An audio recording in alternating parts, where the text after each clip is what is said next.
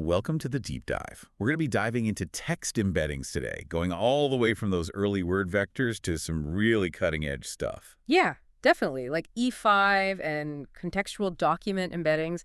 We'll dig into how they work, why they matter, especially for you software engineers out there. We've got a stack of research papers here ready to break it all down. So let's rewind to the beginning. Word vectors. hmm What was the big deal about them when they first came out? It's all about representation. See, before word vectors, computers saw words just as these isolated things. Like, imagine a massive bag of Scrabble tiles, right? Just Yeah. random symbols. No meaning, just characters. Exactly. But then word2vec came along in 2013 and changed the game. It said, hey, let's represent these words as vectors, like coordinates on a map. So each word gets its own little spot in a multidimensional space. You got it. But instead of latitude and longitude, each dimension, it represents some kind of semantic feature of that word. And the really cool thing about word2vec was that it learned these representations all on its own just by crunching through tons and tons of text data. So it's not just turning a word into a number, it's actually capturing something about the meaning, the essence of it in that number. Exactly. Word2vec had these two main architectures, CBOW and skipgram. Let's start with CBOW, which stands for Continuous Bag of Words. Getchy. Right. So picture this. You're trying to predict a word by looking at the words around it, like filling in the blank, the cat sat on the... Okay, yeah. CBOW would use the cat sat on the to try and predict, say, mat or chair. So it's all about understanding a word based on its friends, its context. Precisely. And it does this by using a neural network. Of course, gotta have a neural network. Right. So the input layer, it takes in those surrounding words, each represented as a one-hot vector.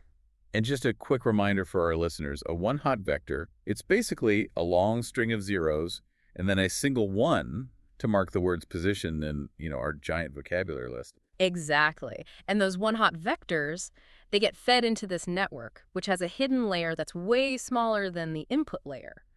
This forces the network to learn a compressed representation of the word. We're squeezing all that information from that long one-hot vector into a much shorter vector in the hidden layer. And that's our word embedding. Bingo. Then there's the output layer, which is a softmax layer, and that predicts the probability of each word being our target word. So during training, the network is constantly tweaking its weights, trying to maximize the probability of getting that target word right. It's learning by making guesses, seeing how wrong it is, and then adjusting to get better over time. Exactly. Now let's flip over to skipgram. Okay. Instead of predicting the target word, skipgram takes the target word and tries to predict the words around it. So given Matt, it might try to predict the cat sat on the... You're playing that game in reverse. Exactly. The architecture, it's pretty similar to CBOW, but now the output layer, it's got multiple softmax layers, one for each of those surrounding words that we're trying to predict. Clever. So both CBOW and skipgram, they're both trying to achieve that same goal of understanding words and their relationships, but just from opposite angles. Exactly. And the amazing thing is, the vectors they produce, they actually capture some really mind-blowing relationships between words. Like that classic example, man is to king as woman is to queen. Yeah. Word2vec could figure that out just by looking at a bunch of text. And this opened up so many possibilities, things like sentiment analysis, figuring out if a sentence is positive or negative, or paraphrase detection, seeing if two sentences basically mean the same thing. So word2vec was a big step forward, but then came BERT, right? Great. BERT, which stands for Bidirectional Encoder Representations from Transformers, was a huge jump. It's still about word embeddings, but with a critical difference, context. Yeah. So with word2vec, bank always has the same vector, whether you're talking about a financial institution or the edge of a river. But BERT changed that by saying, hold on, the meaning of bank actually depends on the words around it. It needs context. So the meaning is shaped by its surroundings. Precisely. And that's where the bidirectional part comes in.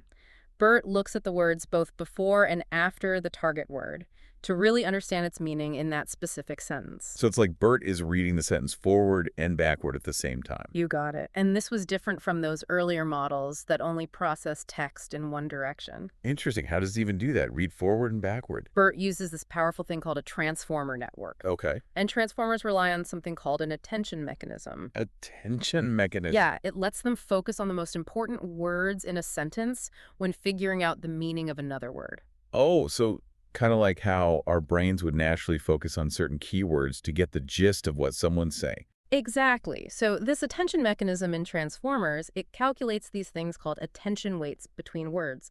And these weights basically say, hey, how much attention should this word be paying to that other word? Got it. And this allows BERT to capture these long-range dependencies between words, even if they're, far apart in the sentence. So, like, even if you have a pronoun like it that's, like, way far away from the noun it's referring to, BERT can still make that connection. Exactly. During training, you feed BERT all these sentences, but some of the words are masked out. And BERT's job is to, play fill in the blank and predict those missing words based on the context. Interesting. So this fill in the blank training, combined with that whole bidirectional nature of the transformer, it's what gives BERT this amazing ability to generate these highly contextualized word embeddings. So BERT is a game changer, especially for things like question answering, where understanding that context is absolutely crucial. Absolutely. But hold on, because it doesn't stop there. We've got E5 and CDE waiting in the wings, pushing the boundaries of context and representation even further. E5. That one's been making some noise. What's the deal with E5, especially for us software engineers? Always got to know what's up under the hood. So E5 really shines with these super high quality general purpose text embeddings. It's built to handle all sorts of tasks, from pulling out the right info and figuring out how similar things are to grouping stuff together and even doing classifications. And for you engineers out there, understanding how it's all put together is key. So it's like the Swiss Army knife of text embeddings, ready for anything. Yeah. What makes it so versatile, so powerful? One of E5's secrets is this massive, truly massive, and really well-crafted training data set they call CC pairs. Stands for Colossal Clean Text Pairs. Okay, I'm intrigued. Think billions, with a B, billions of text pairs, all carefully gathered from places like Reddit, Wikipedia, even scientific papers. Talk about big data, but it's got to be more than just quantity, right? The quality has to be top-notch. Yeah. You're spot on. CC pairs isn't just some random mishmash of text. The pairs are chosen very deliberately, to represent all sorts of different writing styles, all these subject areas, and most importantly, a whole spectrum of how these words and sentences relate to each other semantically. So they're teaching E5 about the nuances, the subtleties of how we actually use language, not just like the dictionary definitions. Exactly. Like CC pairs might have pairs like the concert was amazing and the performance was fantastic to show similarity, right? Or it might contrast pairs like the weather is sunny with heavy rain is expected to highlight the difference. So it learns by example, by comparing and contrasting, just like we do. But how does it actually learn? What's the training process for E5? E5 uses something called contrastive learning. Okay. Think of it like teaching a kid about animals. You show them pictures of cats and dogs, right? And you tell them, these are similar, these are different. Right, so the kid starts to pick up on those key features. What makes a cat a cat? What makes a dog a dog? Precisely. E5 does something similar, but with text. It takes those pairs from CC pairs and learns to bring the similar ones closer together in this embedding space while pushing the dissimilar ones farther apart. So you start to see those clusters forming, those semantic relationships becoming visible in how these embeddings are arranged. You got it. And because the training data is so massive, so diverse, E5 ends up with this really robust, generalized understanding of what semantic similarity actually means. It's like it's learned to speak the language of meaning, cutting through all the surface stuff, the actual words, to understand the underlying concepts. Exactly. Now, let's hop over to another fascinating model, CDE. Stand for Contextual Document Embeddings. So E5, it's great at capturing relationships at the sentence level, right? But CDE takes it up a notch. It brings in context from entire documents. So it's like giving these models the ability to read between the lines, see the bigger picture, and that has to be crucial for tasks where that broader context is key. You hit the nail on the head. Imagine you're doing research, right? You're looking for specific info. Now, a traditional search engine, it might give you back documents that have your keywords, sure. But those documents, they might not actually be related in any meaningful way. Yeah, they might be talking about the same keywords, but in totally different contexts, which wouldn't be very helpful. Exactly. This is where CDE comes in. It looks at the context, what's in those other documents nearby, to get a better sense of what's going on. So it's about understanding a document as part of a larger conversation, a network of information. Exactly. CDE gets some inspiration from those older retrieval models, things like BM25. You mentioned BM25 earlier. Can you give us a quick refresher on that? Sure. So BM25, which stands for Best Matching 25, it leans on things like term frequency, how often a word pops up in a document, and inverse document frequency, how rare that word is in the grand scheme of things, the whole collection of documents. So if a word shows up a lot in one document, but it's pretty uncommon overall, BM25 would say, hey, that word is probably a good indicator of what this document is about. Exactly. It's a surprisingly good way to get a sense of how relevant something is just by looking at those patterns. And CDE borrows this idea of using those corpus level stats, but CDE takes it to a whole other level, way more sophisticated. So it's not just about counting words, it's about understanding what those words, those documents mean in relation to each other. Precisely. This approach, it helps CDE find connections between documents that might not be obvious at first glance, just from the keywords alone. So we're talking about uncovering those hidden links, those subtle connections that really enrich our understanding. Exactly. And because CDE is so good at capturing that bigger context, it really excels at a few things. One, information retrieval. Finding the right stuff. Yeah, right. Imagine searching for, climate change solutions and getting results that are grouped by region, by time frame, even by their scientific approach, even if those exact words aren't in every document. That's impressive. Two, knowledge management. Think building those knowledge graphs that connect related ideas across a ton of documents. Making it easier to navigate that sea of information. Right. And three, personalized recommendations. Imagine CDE, it understands what you've been reading, what you're interested in, so it recommends things that aren't just relevant to you, but they're actually helpful for whatever you're working on at that moment. That's amazing. It's like having a research assistant that can actually anticipate your needs. Exactly. So incorporating that broader context from surrounding documents, it's a game changer. But I gotta ask, are you thinking about the technical challenges of actually implementing CDE? Because figuring out which documents are those neighbors and how to actually blend their semantic information, that's not a walk in the park. You're reading my mind. How does CDE even know which documents to consider neighbors? And how does it combine all that information without creating a jumbled mess? Excellent questions.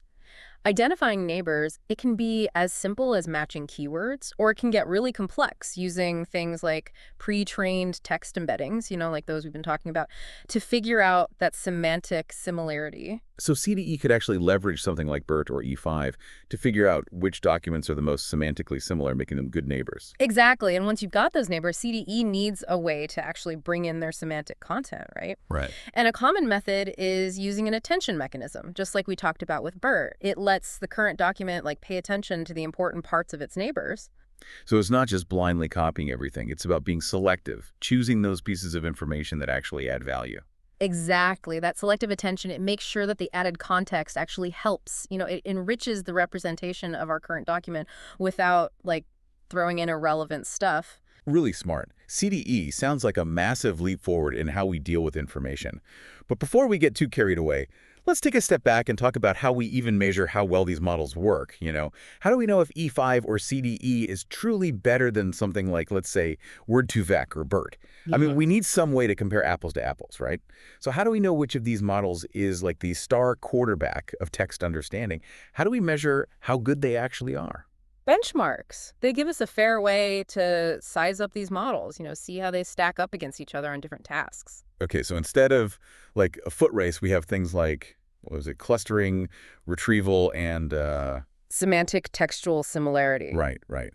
And a bunch of others, like Yeah. a decathlon for text embeddings. Exactly. And one benchmark that's really shaking things up is MTEB, the massive text embedding benchmark. It's this giant proving ground where these models have to show what they've got. Okay, what's going on in this proving ground? So we're talking 8 core NLP tasks, right?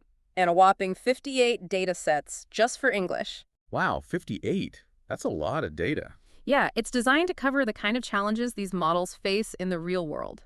So, for example, in a retrieval task, MTEB might say, okay, find the most relevant documents in this massive haystack of text given this specific query. Think search engines. Right, finding that needle in the haystack, accuracy is everything there. Exactly. So how well a model does in these scenarios, it really matters. And MTEB uses metrics that are tailored to each task. So, how do they measure that? How do they decide if a model is actually good at these tasks? So for something like retrieval tasks, we often use metrics like mean reciprocal rank, MRR for short, and recall at K. Okay, break it down for us. What's MRR all about? Okay, so you search for something, right? And the model gives you back this ranked list of results. MRR really zeroes in on where that very first relevant result shows up. The higher it is, the better the score. So if the model puts the best, most relevant result right at the top, boom, perfect MRR score. Nailed it. Now, recall at K, that's about making sure it's not just one good result. We want to see a bunch of relevant stuff at the top. Makes sense. It basically measures how many of the, say, top 10 results are actually useful. So we're not just looking for one lucky guess. We want consistency. Exactly. And the great thing about these metrics is that they give us a concrete way to compare these models head-to-head, apples to apples. It's like having a scorecard for text embedding models. Helps researchers, engineers, everyone see what works, what doesn't. Absolutely. That kind of transparency pushes the whole field forward. It's been a wild ride. From those early word vectors to these super sophisticated models like CDE, it feels like we're just scratching the surface of what's possible. I agree. It's such a fast-moving field, and the potential applications, they're everywhere. I mean, we're really starting to unlock the secrets of how language works, how meaning is created. It's mind-blowing, really. Well, thank you so much for taking us on this incredible deep dive into the world of text embeddings. I know I learned a ton, and I'm sure our listeners did too. My pleasure. It's always exciting to talk about NLP, especially with people who get it, who are excited about this stuff. And to all our listeners, keep exploring, keep asking those questions, because who knows, maybe you'll be the one building the next generation of text embedding models. Until next time, keep those brains humming.